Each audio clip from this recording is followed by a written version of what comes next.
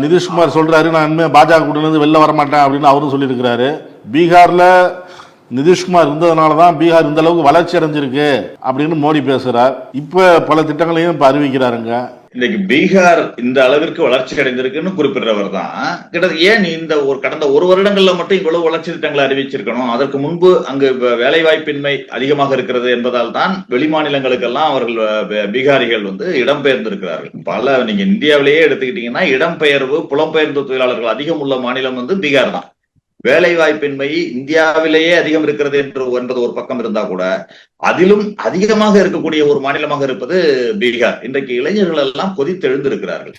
அதையெல்லாம் மறைப்பதற்கு இன்றைக்கு 65 லட்சம் வாக்காளர்களை இந்த அரசு நீக்கி இருக்கிறது. அங்கிருக்கும் வாக்காளர் பட்டியலில் இருந்து 65 லட்சம் பேரை நீக்கி இருக்கிறது.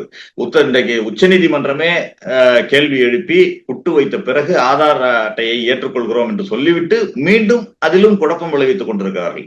இன்றைக்கு ராகுல் காந்தி அவர்கள் அங்கு ஒரு வாக்குரிமை யாத்திரையை நடத்திய பொழுது எவ்வளவு மக்கள் திரள் அங்கு திரண்டது, மக்கள் ஆதரவு எவ்வளவு பெருகியது என்பதை பார்த்தெல்லாம் இவர்கள் மோடிக்கும் அமித்ஷாவுக்கும் பயம், அச்சம் வந்திருக்கிறது, நடுக்கம் வந்திருக்கிறது.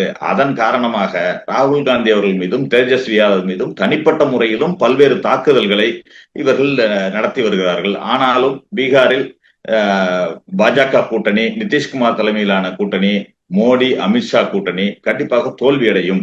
அங்கு தேஜஸ்வி யாதவ் காங்கிரஸ் கூட்டணி மிகப்பெரிய வெற்றி பெறும் என்ற நிலைதான் இன்றைக்கு இருக்கிறது. இவர்கள் மோசடி செய்தாவது அந்த தேர்தலில் வெற்றி பெற்று விடலாம் என்று நினைக்கிறார்கள்.